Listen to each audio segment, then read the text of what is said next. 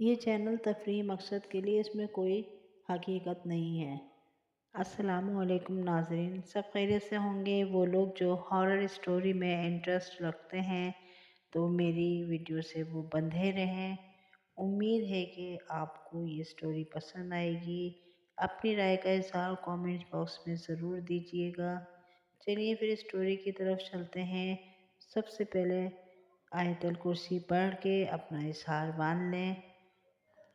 College کا hostel جتنا روشن اور آباد رہتا تھا، رات کو اتنا ہی سنسان اور ڈراؤنا لگتا تھا۔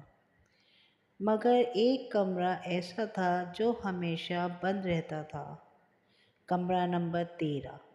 آخر اس کمرے میں ایسا کیا تھا جو یہ کمرہ کبھی نہیں کھلتا تھا؟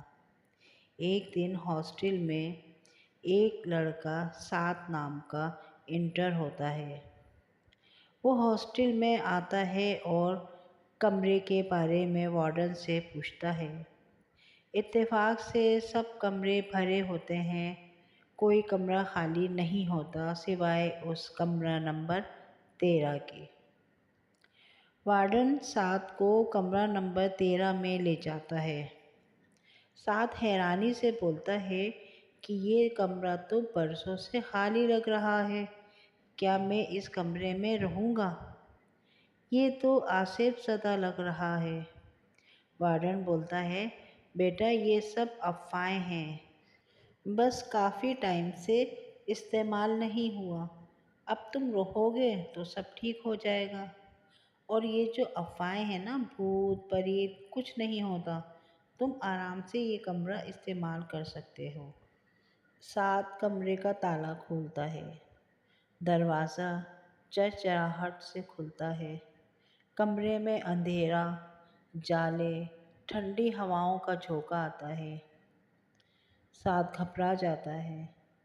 دن تو جیسے تیسے گزر جاتا ہے، رات ہو جاتی ہے۔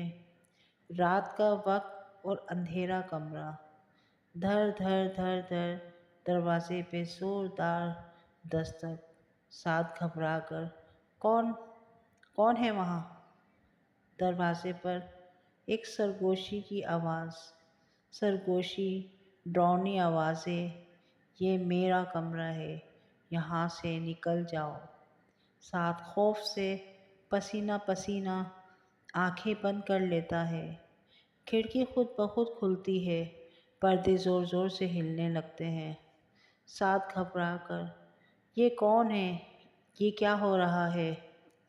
آئینے میں ایک دھندلا سا چہرہ نمودار ہوتا ہے، کمرے میں جیسے کوئی موجود ہو۔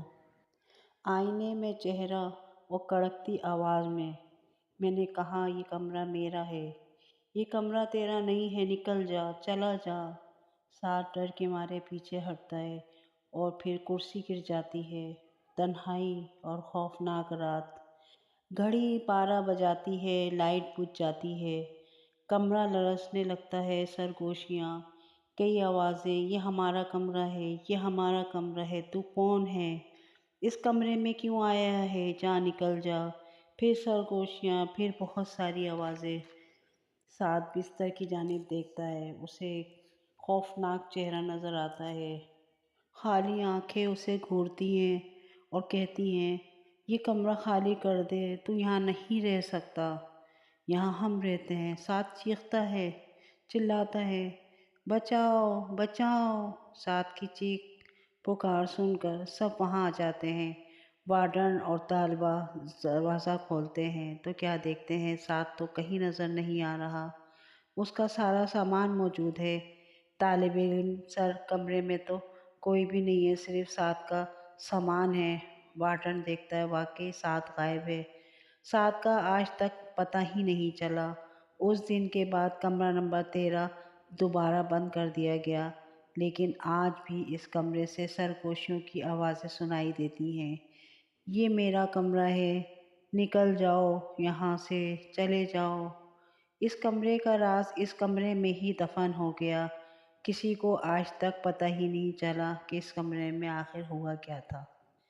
ناظرین، کہانی پسند آئی ہو تو کمنٹ باکس میں اپنی رائے کا اظہار ضرور دیجیے گا۔ ناظرین، یہ فرضی کہانی تھی، اس میں کوئی سچائی نہیں تھی۔ اور دوسرا یہ کہ اگر آپ میرے چینل پر نئے ہیں تو مجھے ضرور سبسکرائب کر دیجیے گا۔ ملتے ہیں نیکسٹ ویڈیو میں، جب تک کے لیے اجازت، اللہ حافظ۔